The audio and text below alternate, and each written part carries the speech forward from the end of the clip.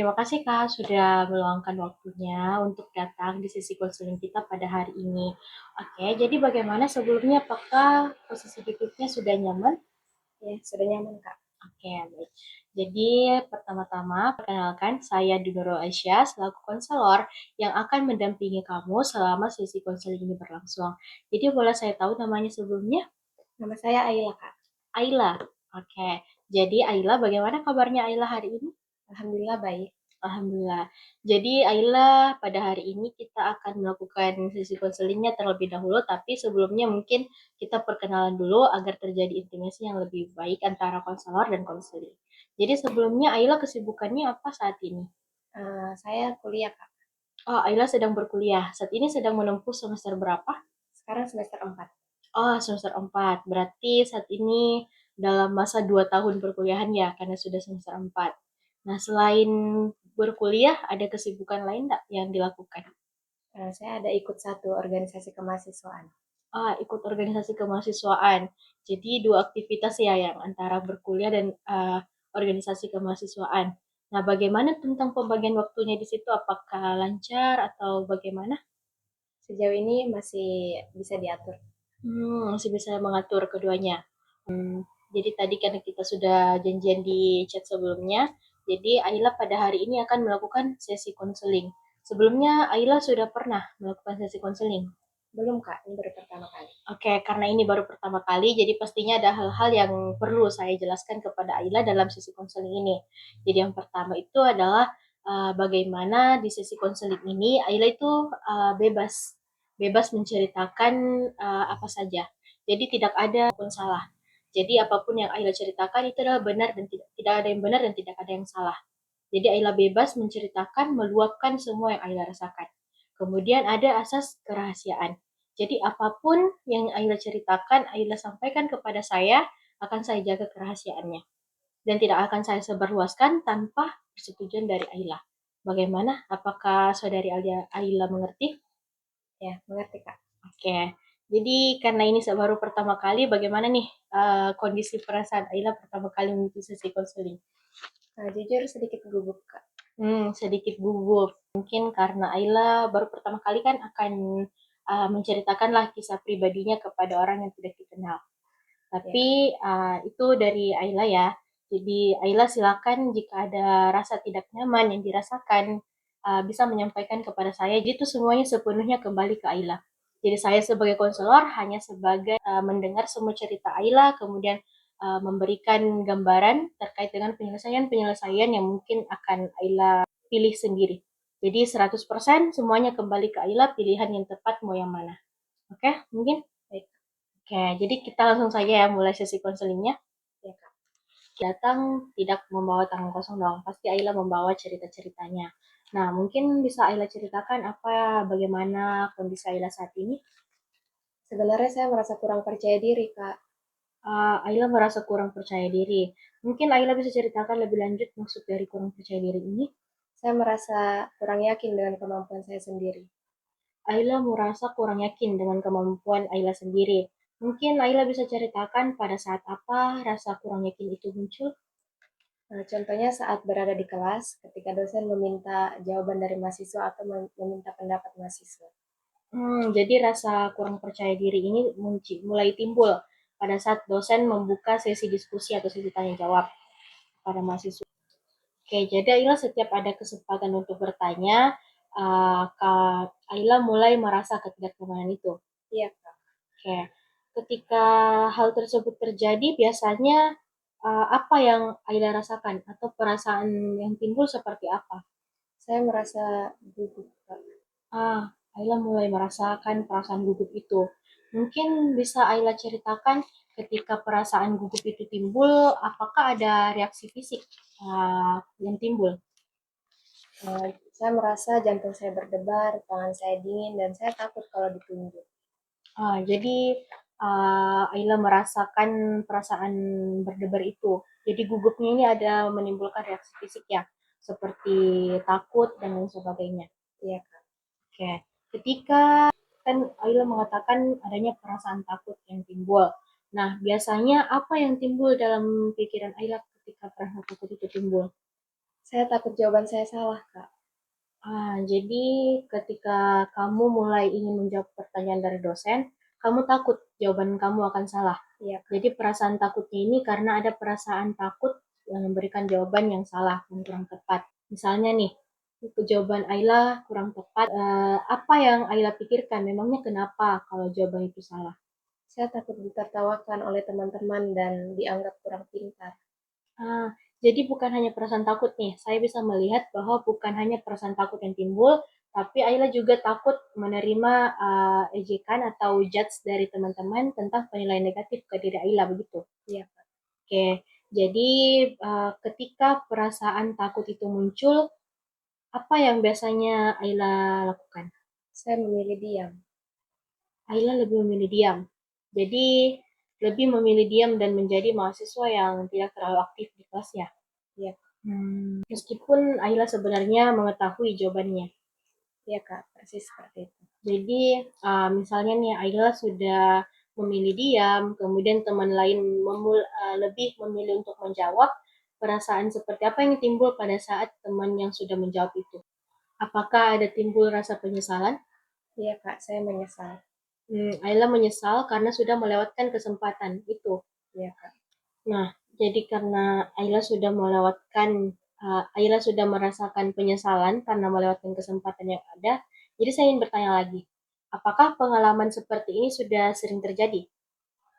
Cukup sering, Kak, terutama saat diskusi kelas. Jadi kondisi-kondisi takut itu terjadi pada saat diskusi kelas dan tidak hanya terjadi satu dua kali berarti. Iya, Kak. Oke.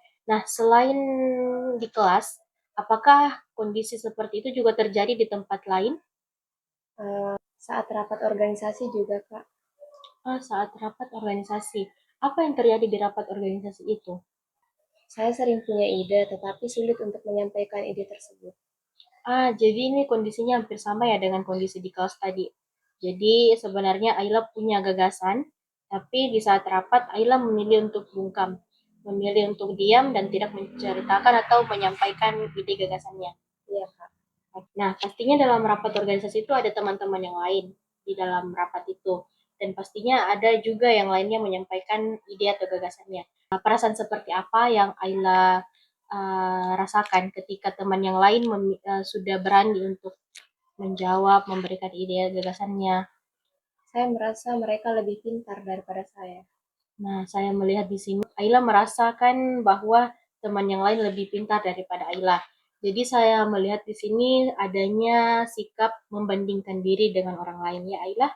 Iya, Kak. Apakah itu sering terjadi sikap membandingkan diri itu? Cukup sering, Kak. Hmm, Bagaimana memangnya perasaan Ayla pada saat membandingkan diri dengan orang lain? Saya merasa minder. Ayla merasa minder. Ya, saya melihat memang bahwa ketika kita berada di posisi tersebut, maka akan timbul rasa ketidaknyamanan ya di dalam yang mana mungkin Ayla di satu sisi ingin terlihat, tapi belum ada keberanian atau motivasi yang timbul sehingga Ayla berani untuk bersuara. Iya, Kak. Ya, pastinya di dalam kondisi tersebut ada beberapa hal yang mengakibatkannya. Apakah saya boleh bertanya, sejak kapan perasaan itu muncul? Sejak SMA.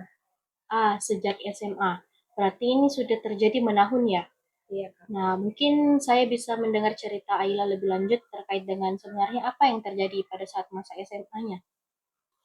Saat itu saya pernah menjawab, tapi karena jawaban saya salah, saya ditertawakan oleh teman-teman saya.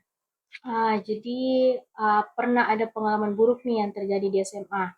Iya, Nah, Kak. pastinya pengalaman-pengalaman seperti itu kan tidak bisa terhapus langsung di memori kita. Apalagi ketika pengalaman itu pengalaman yang buruk. Pastinya akan susah ya untuk kita melupakan dan meninggalkan bekas hingga saat ini. Iya, Kak. Saya masih mengingatnya sampai sekarang. Nah, jadi masih ada keterikatan dari pengalaman masa lalu yang membuat Ayla di masa kini itu lebih sulit. Jadi penyebabnya kita sudah. Jadi Ayla karena sudah menceritakan tadi semua permasalahannya, jadi sebenarnya apa yang ingin Ayla capai? Saya ingin lebih berani berbicara dan tidak takut dengan penilaian orang lain. Oke, jadi Ayla ingin lebih berani berbicara dan tidak takut lagi dengan penilaian orang lain. Nah, Saat ini kita masuk ya di sesi bagaimana kita mencari alternatif atau solusi yang bisa diberikan. Nah, saya ingin bertanya menurut Ayla untuk lebih percaya diri, hal apa yang harus kita lakukan? Mungkin saya harus lebih sering latihan berbicara, Hmm, jadi Ayla mengatakan harus lebih sering ya melatih dirinya untuk berbicara. Nah, selain latihan berbicara, apakah ada alternatif lain? saya juga bisa mencoba untuk lebih aktif saat diskusi kelas. Nah, Ayla ingin mencoba lebih aktif dalam diskusi kelas. Nah, pastinya untuk aktif dalam diskusi kelas ada hal-hal yang harus kita perhatikan. Mungkin Ayla bisa melihat apakah yang harus diperhatikan untuk aktif dalam diskusi kelas. Saya harus mempersiapkan materi sebelum kuliah agar bisa menjawab ketika ditanya dosen. Oke, jadi sejauh ini Ayla sudah mempunyai tiga alternatif solusi. Yang pertama adalah latihan berbicara, yang kedua lebih aktif saat diskusi kelas, dan yang ketiga adalah menyiapkan materi sebelum dosen masuk ke dalam kelas. Nah, ketiga alternatif yang sudah Ayla katakan, apakah menurut Ayla masih ada hal-hal atau solusi lain yang bisa dilakukan? Nah, saya sering melihat video pengembangan diri di media sosial. Mungkin saya bisa mencoba mencari video yang membahas tentang kepercayaan diri. Oke, jadi Ayla ingin mencoba untuk mencari video yang membahas tentang kepercayaan diri. Hal itu bisa juga menjadi salah satu alternatif yang dilakukan ya Ayla. Iya, Kak. Nah, karena kita akan membagi alternatif ini ke dalam kurun waktu, jadi dalam kurun waktu dekat kira-kira alternatif mana yang menurut Ayla bisa dilakukan? Saya ingin mempersiapkan materi sebelum kuliah dan berlatih bicara setiap hari. Jadi dari kedua alternatif itu, apa alasan Ayla memilih keduanya? Karena saya bisa melakukannya sendiri dan tidak membutuhkan biaya. Oke, jadi karena bisa dilakukan secara sendiri ya. Iya. Bagaimana dengan mencoba aktif dalam diskusi kelas? Saya ingin mencobanya tapi masih sedikit takut. Ya, tapi tetap ada rasa keinginan, hanya saja mungkin butuh proses yang lebih lama karena ada rasa ketakutan di dalamnya ya. Iya, Kak. Menurut Ayla, apakah rasa kurang percaya diri itu akan hilang tanpa adanya mencoba untuk berbicara depan kelas? Sepertinya tidak. Apa yang membuat Ayla berpikir demikian? Karena kalau saya melakukannya sendiri, saya tidak benar-benar mencoba menghadapi situasi yang saya takuti. Seperti itu. Oke, jadi saya melihat bahwa Ayla sudah mulai paham apa yang seharusnya Ayla lakukan ya untuk melawan rasa ketidakpercayaan diri itu. Iya, Kak. Nah, dari semua alternatif yang sudah Ayla katakan, menurut Ayla mana yang alternatif yang akan dijadikan fokus utama? Saya ingin mempersiapkan materi sebelum kuliah, latihan berbicara, dan mencoba berpendapat ketika di kelas. Oke, apa alasan Ayla memilih ketiga alternatif tersebut? Karena ketiganya saling bersangkutan. Kalau saya sudah menyiapkan materi sebelum kelas, maka saya akan lebih percaya diri. Kalau saya sering latihan berbicara, maka saya akan lebih terbiasa. Dan kalau saya mencoba memberikan pendapat saat di kelas, maka saya akan melatih diri secara langsung.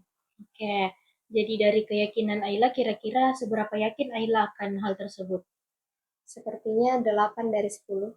Saya melihat Ayla memilih skor yang cukup tinggi. Jadi, kenapa Ayla memilih skor yang tinggi? Tidak langsung ke skor yang cukup lebih rendah mungkin, 5 mungkin. Karena saya sebenarnya ingin berubah dan saya merasa mampu jika melakukannya sedikit demi sedikit. Saya melihat adanya motivasi yang cukup kuat ya untuk Ayla untuk merubah lebih tinggi lagi karena memiliki dorongan motivasi yang tinggi. Iya, Oke, jadi karena Ayla sudah memaparkan alternatif yang ada, selanjutnya mungkin kita bisa menjabarkan atau mencari atau mengubah alternatif ini menjadi aksi nyata yang lebih spesifik lagi. Mungkin Ayla ingin mencoba dari mana? saya akan mulai mencari materi yang membahas tentang kepercayaan diri. Oke, jadi Ayla akan mencari materi tentang meningkatkan kepercayaan diri. Kemudian target untuk berbicara di depan kelas, target seperti apa yang ingin kamu capai? Mungkin saya akan mencoba menyampaikan minimal satu pendapat setiap ada diskusi kelas. Jadi kamu ingin mencoba menyampaikan pendapat yang satu pendapat minimal karena dari kecil-kecilan menjadi besar-besaran nantinya. Ya, Jika rasa takut itu muncul kembali, bagaimana? saya akan mengingat bahwa saya sudah mempersiapkan materi dan saya hanya ingin mencobanya tapi tidak harus sempurna. Saya mulai melihat bahwa Ayla sudah menangkap bahwa sebenarnya yang kita butuhkan di sini bukan tentang kesempurnaan, melainkan tentang bagaimana kita sedikit-sedikit bisa menjadi atau berani untuk menjawab. Iya, Kak. Jadi kamu sudah memiliki spesifikasi tujuan yang lebih baik ya dari sebelumnya. Bagaimana perasaanmu setelah menyusun rencana ini? Saya merasa lebih yakin dan optimis, Kak. Saya senang mendengar semangatmu. Jadi kita bisa mulai secara perlahan-lahan tanpa tergesa-gesa dan tanpa terburu-buru. Itu pun sesuai dengan apa yang kenyamanan yang telah kamu bangun. Karena saya melihat adanya rasa motivasi yang cukup tinggi sudah mulai terbangun dari dirimu. Kaila, sebelum mengakhiri sesi konseling kita pada hari ini, saya ingin sedikit bertanya tentang bagaimana perasaanmu pada saat sesi konseling hari ini. Saya merasa cukup lega. Oke, kamu merasa cukup lega. Bisa kamu ceritakan lega seperti apa yang kamu maksud? Karena saya akhirnya dapat memahami apa yang membuat saya kurang percaya diri selama ini. Pemahaman baru ya mengenai tentang dirimu pada saat ini, dan yang mana kamu lebih mengenal dirimu. Iya, Kak. Saya menyadari bahwa selama ini saya terlalu sering membandingkan diri dengan orang lain dan terlalu fokus dengan kekurangan saya sendiri. Nah, saya bisa menangkap bahwa sebenarnya kamu sudah percaya akan dirimu mulai dari detik ini. Oke, Ayla, jadi sedikit saya rangkum. Jadi sedari awal pertemuan kita, kamu datang dengan kebingungan. Sebenarnya rasa percaya diri kamu ini timbul karena apa dan lain sebagainya. Sehingga saya bisa menangkap bahwa sebenarnya rasa kurang percaya diri ibu ini karena adanya rasa takut untuk menjawab karena mungkin luka di masa lalu. Namun setelah ini saya bisa melihat bahwa sebenarnya kamu punya uh, kamu kamu punya kemampuan untuk mengenal dirimu lebih jauh. Dan yang bisa saya tangkap adalah sebenarnya di sini bukan karena kamu tidak mampu, melainkan sebenarnya kamu ini sangat amat mampu, namun karena rasa kurang percaya diri itu menutupi rasa kemampuanmu. Setelah itu kita juga membahas 3 alternatif solusi, dimulai dari kamu ingin berlatih berbicara di depan cermin, kemudian juga melatih sesi diskusi kamu dengan teman di depan kelas. Oke, Ayla, menurutmu jadi sesi konseling hari ini apakah sudah cukup menjawab kebingunganmu? Sangat benar. Bagian mana yang menurutmu paling membantu? Ketika saya akhirnya menyadari apa yang selama ini membuat saya kurang percaya diri, bahwa saya terlalu fokus terhadap kekurangan saya dan sering membandingkan diri saya dengan orang lain. Oke, saya sangat senang mendengarnya karena berarti sejauh ini kamu sudah cukup memahami dirimu ya, Ayla. Iya, Kak. Dan untuk rencana yang telah kita buat, seberapa siap kamu dengan rencana itu? Saya cukup siap. Untuk membantu proses perubahanmu, saya ingin mengajak kamu melakukan sebuah evaluasi sederhana. Apakah bisa? Bisa, Kak.